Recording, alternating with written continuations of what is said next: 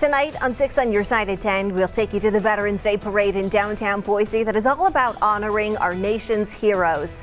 Plus, Taekwondo students in Boise got the chance to kick and break boards, all for charity. We'll explain. And later in the show, thousands of people satisfied their sweet tooth today at the Craft and Chocolate Affair in Nampa. We will take you there coming up. 6 on Your Side at 10 starts now. Good evening and thanks for joining us tonight. I'm Karen Lair. Today, the Treasure Valley community is celebrating the life of 9-year-old Claire Elliott, who had a rare brain tumor and spent the last year fighting for her life. Friends and family rallied around Claire in her final weeks, offering a special gift just before she passed away. Anna Silver joins us live in studio tonight to explain. Her favorite holiday was Christmas, and after a social media post from her mom, neighbors and friends offered to decorate her neighborhood early so she could experience the holiday. Now Claire is being remembered by having a celebration with her favorite things, including making slime. 9-year-old Claire Elliott passed away from a rare brain tumor in October. A celebration of life honored the things that she loved to do. She no longer have the pain and suffering. And we are here. It's not that we're glad that she's gone. We are here because just to celebrate, a lot of things. Life on the other side. And the support that we're getting. I'm still looking. I think she's still here with us. Yeah, she is. And she loves the slime. So I wish that all the kids will enjoy it. Hundreds of butterflies were released as a symbol of rebirth. She didn't want us to be sad. She didn't want us to be crying. Every time that she was not feeling well and I would be affected by it and I'd be sad, she would be like, "No, Mom, stop that. Like, don't cry. This is fine, I'm gonna be okay." And I know that right now she's okay, that she's in a place in heaven where there's no brain tumors, and that she's smiling down on us and cheering us on, and I truly believe that. It's something her mother, Annie Elliott, says she would have loved. I'm really trying to channel her spirit and trying to channel what she wanted for us as her family and what she wanted for me as her mom. I mean, she was always my biggest advocate and my best friend, and so I'm hoping that this does her proud, and it just means so much to me. It is. So people actually donated money for the slime kits that they were making there, and also for all the butterflies that they released. Yeah, some of her favorite things. And I imagine for the family, a lot of medical costs and funeral bills. Is there a way that people can still help out? Yeah, so they do have a GoFundMe. It's called Sunshine for Claire, and you can also go to our website, 6onyourside.com, and we'll have a link for you there. All right, thank you, Anna. Well, turning now to the forecast, Steve Liebenthal is joining us, and things starting to look a little more like fall and less like winter. Yeah, exactly. We've had very winter-like conditions for the past several days, and now temperatures finally starting to warm up a little bit. We didn't quite get to an average temperature today, but we're getting closer, and that will continue. And by Tuesday, we actually expect temperatures to be warmer than average. That's good news. Right now, things are looking okay in downtown Boise. It's getting a little cool out there at 36 degrees. Winds are calm. Humidity is at 44%, but that's just kind of the time of day. Generally, we are dry, and that's going to change a little bit too. A little bit of moisture starting to work into the pattern. Not enough to bring much precipitation, if any. It won't happen during the week, that's for sure, but we could see some clouds moving in that would bring precipitation by next weekend. As you can see, our temperatures in the mountains cooling down again. We're down into the 20s in some locations. We're still in the 30s in most valley locations, but we will drop into the 20s once again overnight. Mostly clear skies for now. Some clouds trying to move in our direction, so there will be a bit of cloud cover during the day tomorrow, starting out right around 30 degrees in most places, a little cooler in Mountain Home in Ontario. And then afternoon highs once again into the low 50s and warmer than average temperatures in the extended forecast, which I'll share with you in just a few moments. All right, thank you, Steve. Oh, plenty of sunshine this morning for the annual Veterans Day Parade in downtown Boise. Thousands of people gathered in front of the state capitol to honor our nation's heroes. The U.S. Postal Service served as this year's Grand Marshal, and 6 on Your Side Steve Dent shows us how being recognized for their service means so much to our veterans. For veterans who fought for our country, being recognized for their service carries a lot of weight. To be one of the less than 1% of the country that put their hand up and defend their country, yeah, it's an honor. It's very humbling experience for me. Philip Sagataw served during Vietnam with several of his brothers. There was 9 boys in the family. All 8 served except the youngest one. Elmer Lumpkin's father and grandfather served. Then he followed in their footsteps as a veteran of the Iraq War. And now my daughter is in JRTC, and she told me I've never really come out to these things, but now that she's in it, it kind of gave me the courage to come out. And this year's Veterans Parade had a special theme. Kenneth Douglas still has 138 letters that were written and received by his grandfather during World War I. It just pains me deeply to think about my boy at war. And some of those letters home were read at the state capitol. To see that my grandfather's service come to such a wide audience and to be heard, his most intimate thoughts home to family, just is a deep sense of pride for myself and my family. And a way to make sure that we remember. The worst thing that can happen for those that serve is that we forget. Because the heroes who fought for our freedoms and our ideals deserve our respect and admiration. They couldn't draft us because we're Native American, so that's why we all enlisted. Second only to my wife and my children, it was the greatest honor I've ever had. Even though getting that recognition can be a difficult one to put into words. Loving it also. It's a good feeling. Steve Dent, 6 on your side. Oh, by the way, the Boise Veterans Day Parade always takes place a week early in order to give the Mountain Home Air Force Base and the Idaho National Guard time to be with their families before Veterans Day rolls around, which is a week from Monday. Well, Rotary clubs from all over Idaho came together today to plant new trees at the Deer Flat National Wildlife Refuge near Lake Lowell. 4 local Interact clubs, the high school equivalent of Rotary clubs, put the event together, and more than 150 volunteers showed up to give the refuge new life. Originally, their goal was to plant 1,900 seedlings, but with all the support, they ended up putting well over 2,000 plants in the ground. It's wonderful. I'm overwhelmed on how many people come out and help, and it's just a wonderful thing, and I thank everyone for coming out and helping us to plant these trees and helping out nature. Get a lot done with 150 people. The primary focus for Rotary clubs across the country is to foster community and economic development. Walkers and runners of all ages came out this morning for the 18th annual Zeitgeist Half Marathon. The 13.1-mile course starts and ends at the Optimus Youth Sports Complex in Northwest Boise. The race aims to raise money to fund research focusing on finding treatments and a cure for polycystic kidney disease, a genetic disease that affects more than 12 million people worldwide. The course is not easy and features more than 1,000 feet in changing elevation. 3 major hills and a little minor one at the end that surprises people sometimes when they're ready to come in, but we ask them to climb another 20 feet. So it's pretty intense. It's not as difficult as the race to Roby Creek, but it's one that you definitely want to train for. After the race, participants were treated to food, drinks from local vendors, and live music. Young Treasure Valley Taekwondo students got the chance to demonstrate their skills for a good cause today. 6 on your side's Morgan McCollum takes us to the annual Kicking for Miracles fundraiser. Today, we held our annual fundraiser for the St. Luke's Children's Hospital.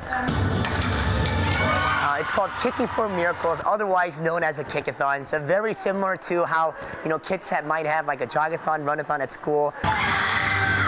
Except it's a kickathon, so they kick boards, break boards, all for charity. We asked the children to get sponsors and donations since about a month ago, and then all the donations were collected today.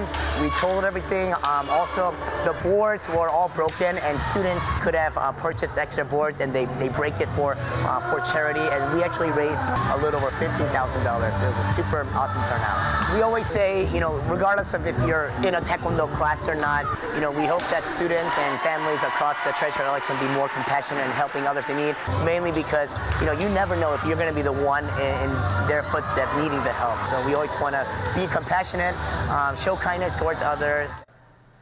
Wow, pretty impressive.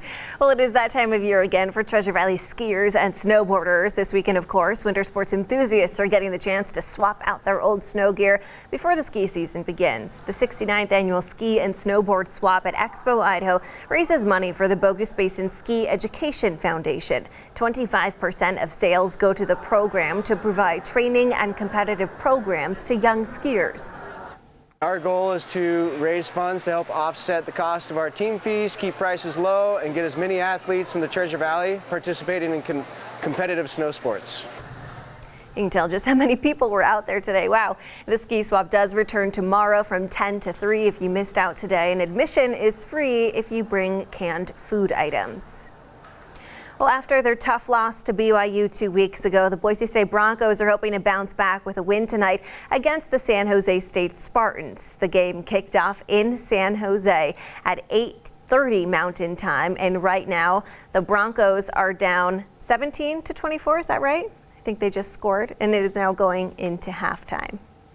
Still ahead on 6 on Your Side, the sweet smell of chocolate filled the air at the Nampa Civic Center today, where families got into the Christmas spirit early. We will take you there coming up. And Dia de los Muertos festivities popped up all around the Treasure Valley today. What the holiday is all about after the break. 6 on Your Side at 10 continues now. Well, it may only be November 2nd, but Santa Claus made a trip to Nampa today. 6 on Your Side's Norman Kaler takes us to the Craft and Chocolate Affair, where local families are already getting into the holiday spirit. We're having our 18th annual Craft and Chocolate Affair that's going on here at the Nampa Civic Center. We have a lot of great craft vendors here, along with chocolate vendors. We're doing fudge, chocolate, anything to drizzle over your cakes with chocolate. We have making cookies, so you can come down, you can bring the kids and they can make cookies and have fun with the vendors. I'm done with my cookies. We also have great craft vendors, which includes everything from quilts to small crafts, Christmas items, to candy, you name it, it's all here at the Craft and Chocolate Affair. What are you wanting for Christmas? I want an electric screwdriver. Santa's here, he's here this afternoon. Kids can come down and sit with Santa. I'm gonna speak with Santa and tell him what I want for Christmas, and then we're gonna go maybe buy me a book. I'm just kind of nervous. Do you know what you want for Christmas? A PS4. You know, it's great for the Civic Center and for the community, for our businesses around here, and it's fun for the families to come out and shop and get in that Christmas spirit.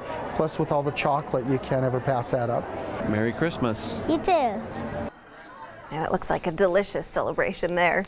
Well, Treasure Valley families are remembering and celebrating the lives of their loved ones for Dia de los Muertos. Day of the Dead is a 2-day holiday where families decorate altars with pictures of their loved ones and their favorite items of those who have passed away. Altars were created by community schools and organizations and put on display today at Jump. We all have someone that we've lost at some point in their lives. So, I mean, it's just kind of important to remember it's not about, you know, losing somebody. It's about, like, remembering the good things that happened. There was also a panel discussion about the history and meaning of the holiday. Still ahead on 6 on Your Side, why a pitcher for the World Series champions declines to visit the White House, coming up.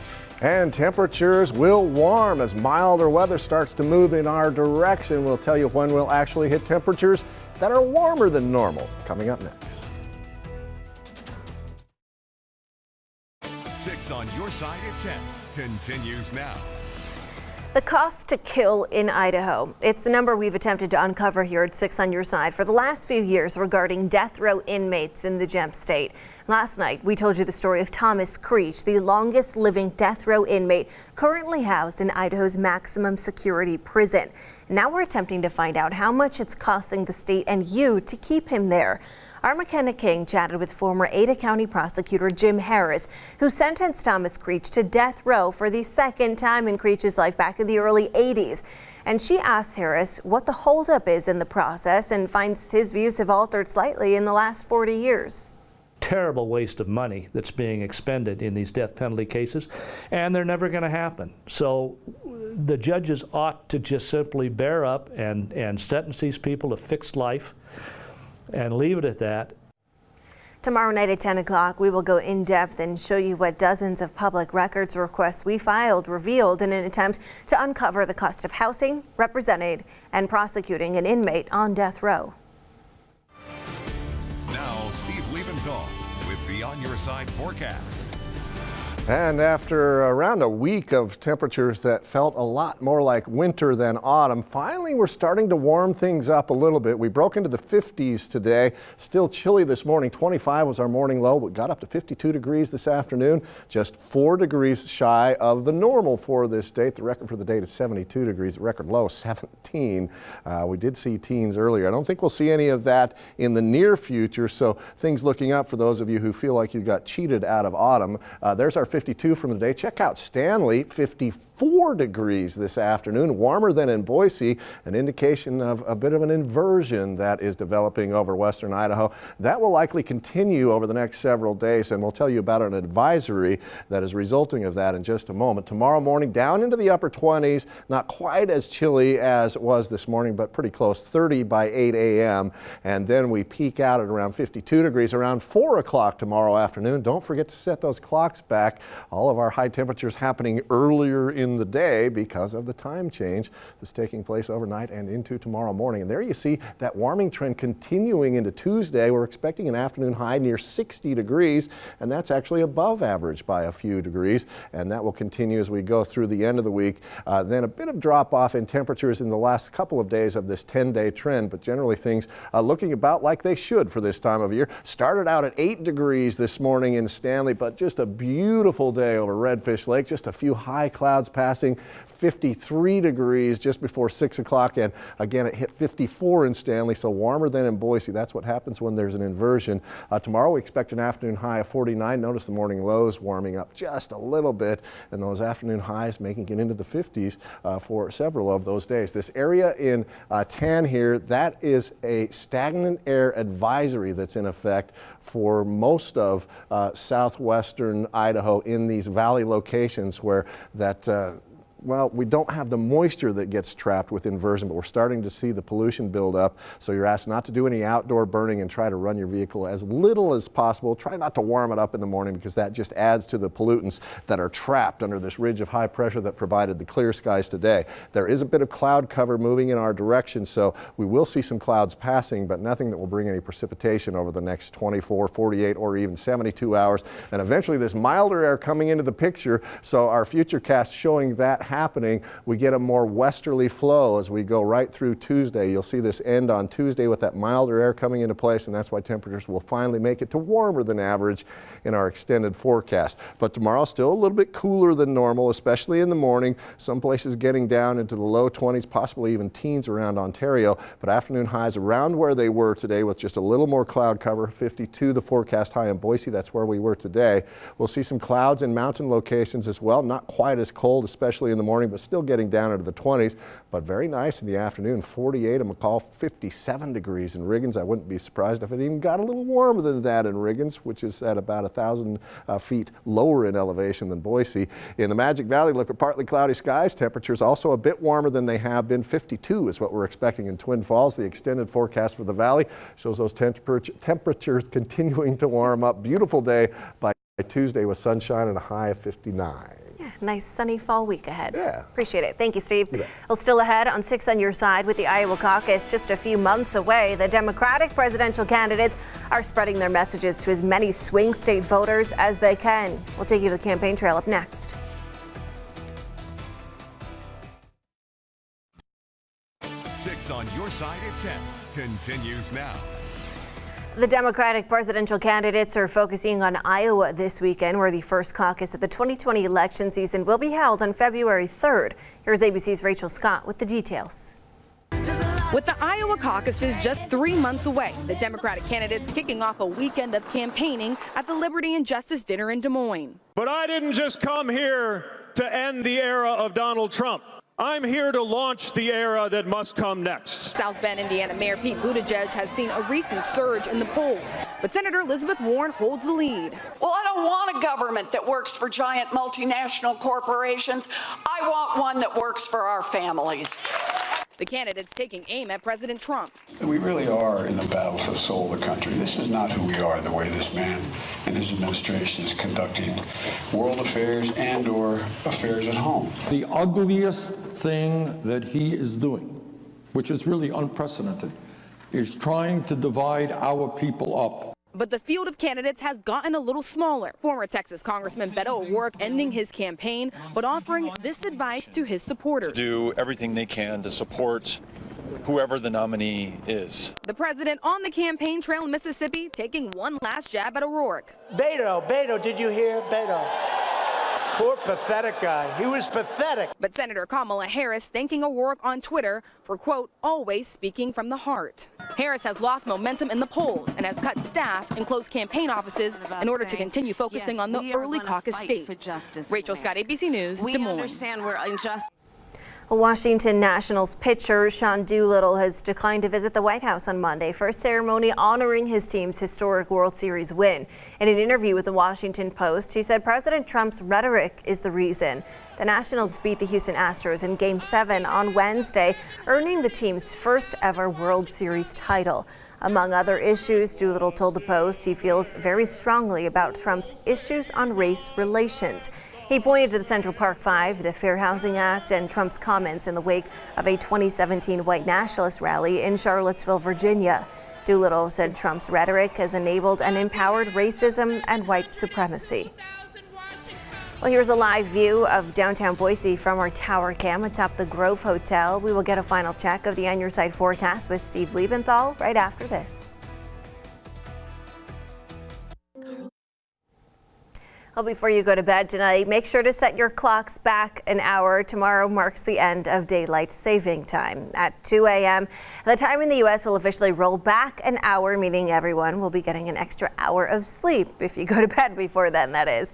Now, for those who work non-traditional hours, the rollback can actually be quite the shock to your sleep schedule. 1 hour shift change can mean quite a bit.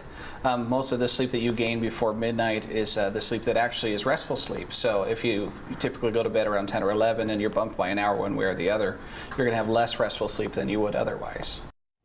To get the best quality sleep, it is recommended you don't do any strenuous activities past 3 p.m. Expose yourself to as much daylight as possible in order to encourage your body to produce melatonin and sleep in a calm, quiet, and comfortable space. It's the best weekend of the year for people who work on Good Morning Idaho. Yeah. All right, here's the outdoor forecast for tomorrow. Still down into the 20s tomorrow morning. A little bit of cloud cover, 52 the high, and then we continue to warm up. All right, enjoy the weather. We will see you back here tomorrow night starting at 5:30. Good night. Tonight on 6 on Your Side at 10, hip-hop legend Snoop Dogg makes an appearance in the Treasure Valley. We'll tell you why he's spending his weekend in Ontario, Oregon, coming up. Plus, a younger sibling steps into race in the place of a Treasure Valley teen killed in a crash earlier this week. And temperatures chilly this morning, but wait till you see how cold they'll be next week. That's coming up. 6 on Your Side at 10 starts now. Good evening and thanks for joining us tonight. I'm Karen Lair. It's an alarming statistic. 5.8 million Americans are living with Alzheimer's, but more than 1,000 people got together in Meridian this morning to help find a cure. 6 on Your Side's Anna Silver takes us to the Treasure Valley Walk to End Alzheimer's. Somewhere out there, someday, there'll be a cure. According to the Alzheimer's Association, 1 in 3 seniors dies with Alzheimer's or another type of dementia, and it's the 6th leading cause of death in the United States. Mike Johnson says his sister, who is now 61, was diagnosed with rapid advanced Alzheimer's when she was just 55 years old. Tell them about my sister, and wow, I didn't think it could happen at that young of age.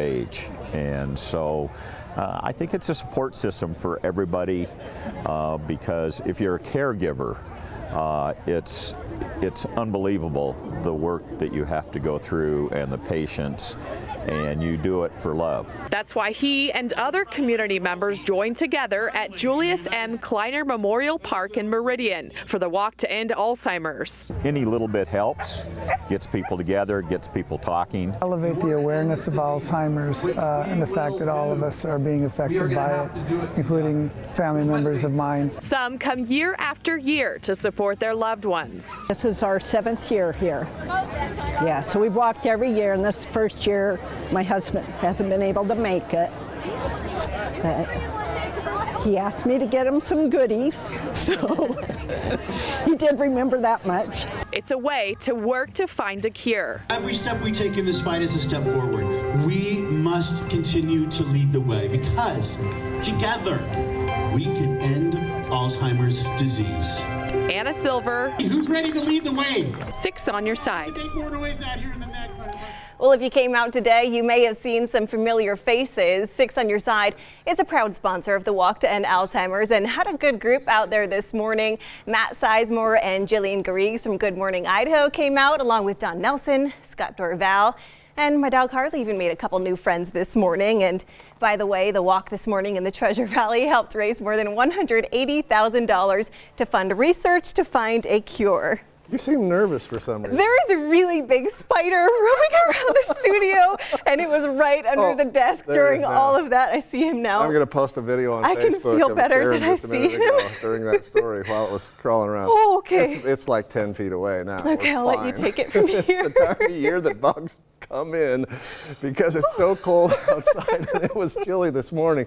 Going to be even a little bit chillier tomorrow morning, and then the middle part of next week, way down into the 20s here in the valley. We could see single digits in some mountain locations next week in the morning. A nice clearing night out there, but that will mean those temperatures will be dropping. 46 the temperature now at the Boise Airport, on our way down to the low to middle 30s once again. Just a light breeze out of the southwest. Here's a look at temperatures around the state. We're already in the 20s in Stanley, where it's 28 degrees, 33 in McCall right now, and still 40s in most valley locations.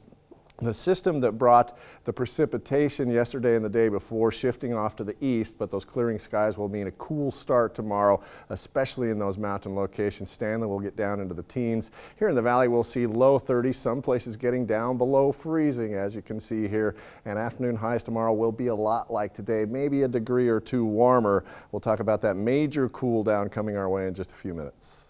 All right, thank you, Steve. Well, Hot Box Farms became the 3rd recreational marijuana dispensary to open in Ontario, and they did it in style this afternoon by hosting a huge blowout with the promise of bringing Snoop Dogg to town. Thousands of people came out to the block party this evening with the prospects of seeing that legendary rapper perform a few songs tonight for free.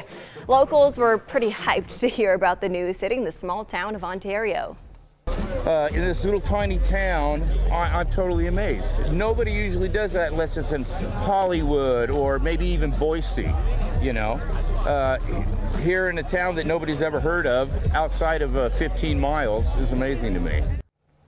Hot Box Farms has run a cannabis dispensary for a few years in Huntington, and they tell us they called in a couple favors in an effort to throw a huge party for their hometown.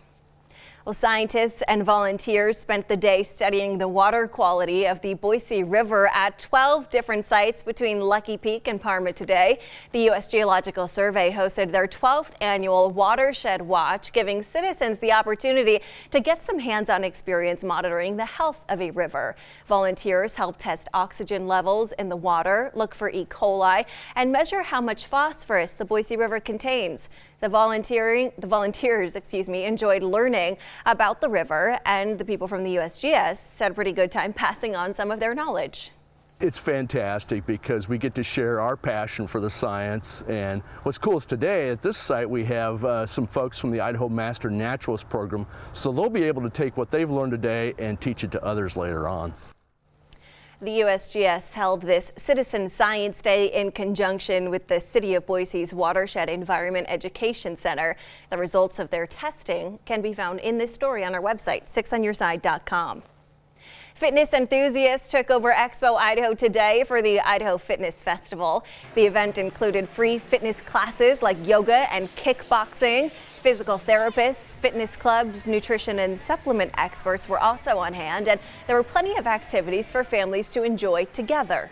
I just attempted to climb the rock wall. I think I only got like a third of the way. My son beat me. He's 10.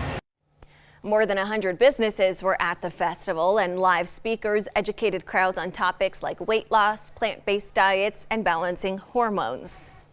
Well, physical health isn't just about fitness. Mobile mammography units were also on hand this weekend, providing mammograms on site. October, of course, is Breast Cancer Awareness Month, and St. Alphonsus is pulling out all the stops to help the community. The units travel across the state, especially stopping at underserved areas. The units are staffed with mammography techs evaluating patients in just about 20 minutes. I want to rule out the scary stereotype that it used to be. They're not scary, they're quick, they're easy. Take care of yourself is my favorite part of this. The mobile unit can see up to 25 patients in a day. A one-of-its-kind estate sale is underway this weekend in Boise, raising money for child mental health services in the Treasure Valley. From Star Wars memorabilia and BSU athletic items to antique furniture, you can find it all thanks to an East Boise couple. Gary Benoit and his wife spent the last 20 years stockpiling collectibles and decided to put them all up for sale and donate the proceeds to the Children's Home Society of Idaho. As a historian, Benoit started collecting only things related to Boise, but it blossomed from there. Started collecting Boise antiques and business memorabilia, and then it expanded. I started seeing other things. I thought, well, that's nice. I like this, I like that. And so I have a wide variety of things that really do not pertain to Boise history, but they're very interesting and fun. Benoit used to own a building in downtown Boise and stored a lot of his items there, but since he sold that property, he has to part with his collections. If he didn't make it down there to the sale today, don't worry, the event continues tomorrow. Well, today, Canyon County Habitat for Humanity hosted an event to help a veteran who lost his daughter this summer and is now caring for his 2 grandchildren by himself. More than 100 volunteers spent several hours building 10 sheds, which were then raffled off. The money raised will be used to build a home for Robert Hinojosa, who has volunteered more than 800 hours to Habitat for Humanity himself. Shortly after taking his grandsons in, he found himself without a place to live when the home he was renting was sold. All these people come out to help and give back to the community like I have, and to see it done for me and my 2 grandbabies, it's a blessing in disguise. And I just tell people that it's always good to give and help around here. There's a lot of need here in the Treasure Valley. A local construction and development company, Phoenix Construction, donated all the lumber and shed kits for the project. The Boise State Broncos are hoping to keep their winning streak alive tonight in their matchup against the UNLV Rebels, and so far, looking so good. The game kicked off at 8:30 in Las Vegas, and right now the Broncos are up 14-0 at the halftime mark. Still ahead on 6 on Your Side, after the tragic death of a Treasure Valley teen, his younger sibling steps in to race in his place. We'll take you to the Great Pumpkin Classic coming up. And if you're hoping for a warm-up, good news for you, temporarily on Monday things will warm up, but then it gets cold. Just how cold it will be coming up next. Tonight on 6 on Your Side at 10, a unique event held at a historical site in Hidden Springs gives visitors a chance to see how Idahoans lived in the 1800s. Plus, the Boise State football team jumps 2 spots in both major college football polls. What's coming in the week ahead? Next. And temperatures warming up a bit today. We made it into the mid-60s. Warmer tomorrow, and then a big change when we could hit record low temperatures coming up. 6 on Your Side at 10 starts now. Good evening and thanks for joining us tonight. I'm Karen Lair. Runners took over Julia Davis Park in Boise this afternoon for the annual Women's and Children's Alliance Sue B Run. Anna Silver joins us live in studio to explain how the event aims to celebrate healthy relationships. Well, Karen, the run was created to remember the life of Sue B, who died in 2008, as well as raising awareness surrounding the prevalence of domestic and sexual abuse in our community. According to the Ada County Sheriff's Office, there were more than 3,700 calls for service related to domestic abuse in 2018 in Ada County. Sue was a victim of domestic abuse, and none of us suspected that she could ever be a victim. Sue was strong, she was smart, she was, she was like always the leader. And so when that happened to her, it was shocked. We were all shocked. Susan Elaine Brubaker Newby died in 2008 during a mysterious horseback riding incident. Her friends and family believe it was a domestic violence homicide. Call her up, hey Sue, let's go out for a glass of wine. Oh no, Mark says we have to do this, or I have to wait for him, or he's working overtime. Always an excuse. And it was like, well, that's odd. That's not like Sue. And then she became more and more isolated.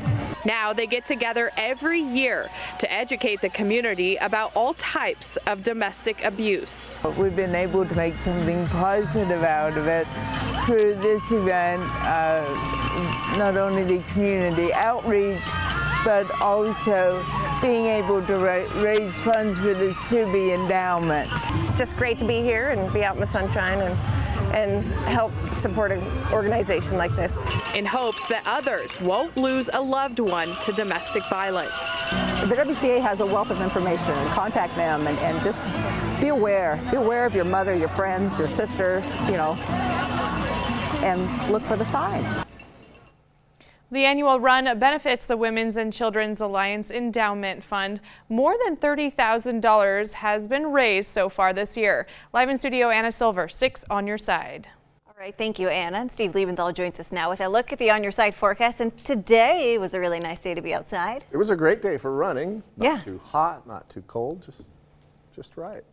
Tomorrow's going to be even a little bit warmer. Monday isn't probably the day you would choose to be the warmest day of the last 7 or so, but that will be the case. And then things change dramatically. A cold front comes through on Tuesday. Nice looking evening out there, but we have mostly clear skies. That'll allow temperatures to drop into the 30s once again. We're sitting at 48 right now, just a bit of a breeze making it feel just a little bit cooler, and with a light breeze in the morning, that 37 that we're expecting for the low will feel even a little bit colder than that. It'll feel right around freezing if we get that breeze in the morning. And again, mostly clear skies here. A little bit of cloud cover over the panhandle. Really nothing to worry about just yet, but it's coming in ahead of the next storm system that's dropping out of the north, and that's going to cool things down, especially for the middle part of the week. 46 degrees right now in Mountain Home. Stanley already down to 30 degrees, on the way to a low of around 20, maybe even a little bit colder here in Boise. We'll see that morning low down in the 30s. There you see 36 at about 8 in the morning, warming into the 50s by midday, and then upper 60s in the afternoon. But wait till you see how cold it will be on Thursday morning in just a few minutes. All right, thank you, Steve. Well, you don't have to go very far in the Treasure Valley to get a glimpse of Gem State history. Today, the Dry Creek Historical Society hosted Old Farm Day at the Schick Ostalasa Farmstead to show how people lived back in the 1800s. 6 on your side, Steve Dent shows us how they made history come alive. With my own 2 hands, I tilled this land and I built that barn and I built this here house. In the 1860s, the Homestead Act encouraged westward expansion, and the Schick Ostalasa Farmstead was built in 1868. It's really special. Our property is so unique, and to answer your question, this is like stepping back in the 1800s. And the interesting thing is, as you look around at all the kids, they're not looking at their phones. In fact, there were several families who came out for Old Farm Day, and I met a pair of teenagers who volunteered on Sunday. I love history too, and it's awesome learning about how the world became of it before we were born. Yeah, I find it interesting. There were demonstrations that showed how technology progressed, from the musket to the trapdoor Springfield, that made for a much quicker reload time. And it's demonstrations like this that helps make history come alive. I think it's really fun to learn about our ancestors, and it tells a story about who our relatives used to be. The event also marks the biggest fundraiser of the year for the Dry Creek Historical Society, as they believe it's important to pass on the history of the Treasure Valley's first settlers. We want the next generation, we want the next 5 generations to be able to come out and see these properties and learn what it was like to live in the 1800s. Steve Kent, 6 on your side. Yes, this place it's one of a kind. Well, the Dry Creek Historical Society also partnered with the Boise School District this year in an effort to teach even more children about the history of the Treasure Valley. More than 100 cars lined the streets of the village at Meridian this afternoon for the Silver Sage Porsche October Fast show. Celebrity race car driver George Fulmer also made an appearance to sign autographs and talk about many of these cars. Some of those on display were, of course, various Porsche models from the 60s to present day. I know this brand in China, and usually the people with a lot of money, they buy such cars, and the cars is very splendid and very new. Yeah, you do need a lot of money for that. Every year, raffle ticket sales, though, contribute a local charity, and this year it was the Wish Granters of Idaho. Their mission is to fulfill wishes of terminally ill adults. The fatal crash of a World War II B-17 bomber in Connecticut this week is a reminder the vintage aircrafts, which have made many visits here to the Treasure Valley, were not made with safety in mind. A fact that makes it all the more remarkable. 6 people made it out alive. 6 on your side's Roland Barris shows us just how fun and yet risky a flight can be. Old warbirds are a great way to keep history alive. Rides are sold at every stop to raise money to keep them flying, and they're not cheap at close to $450 a ticket. And even at those prices, maintenance is difficult to afford. There's only 11 of these airworthy in the world. There's only about 9 in the U.S. that are flyable. Those numbers have fluctuated over time, but with the loss of the 909, their numbers are tragically reduced. The value of a flying piece of history is certainly clear, but flying in a B-17 is no luxury trip. I would like this for 11 hours and 35 minutes. It's cramped. There's few, if any, modern safety devices and no brightly lit up exit. Just a few of the reasons you generally must sign a waiver that says risk includes paralysis, severe burns, or death. The risk you take to fly a piece of history. That was Roland Barris reporting. Well, the Broncos did it again, keeping their winning streak alive on the road last night in Las Vegas. The 38-13 victory over the UNLV Rebels moves Boise State up in both the AP Top 25 and the USA Today Coaches Poll to 14. They are still the highest ranked non-Power 5 school with a 5-0 start to the season for the first time since 2016. Their performance Saturday night wasn't perfect, and they'll have a busy week ahead as they prepare for their homecoming matchup against Hawaii, a team that has only lost 1 game so far this season. That game is scheduled for 8:15 Saturday night at Albertson Stadium. Well, in case you missed it, last night, hip-hop legend Snoop Dogg made an appearance in Ontario, Oregon, performing in front of a huge crowd. The free concert was all part of a block party celebration for the grand opening of Hot Box Farms, Ontario's 3rd recreational marijuana dispensary. The small town on the Oregon-Idaho border is only home to about 11,000 people, seeing a big boost in attention recently since the start of recreational sales. Since I was a little kid, me and my brothers always used to bump gin and juice and just listen to music. Here in a town that nobody's ever heard of, outside of 15 miles, is amazing to me. That is truly amazing. Definitely a big crowd out there this weekend, and as 6 on your side has reported, voters approved a resolution in 2018 allowing recreational marijuana dispensaries within Ontario city limits with a 3% tax on every sale. Meanwhile, the governor of Oregon announced earlier this week a temporary ban on the sale of flavored vape products, including both those with nicotine and THC. It comes in response to vaping-related lung illnesses and deaths across the country. Health officials nationwide are still trying to figure out exactly what is causing the illness.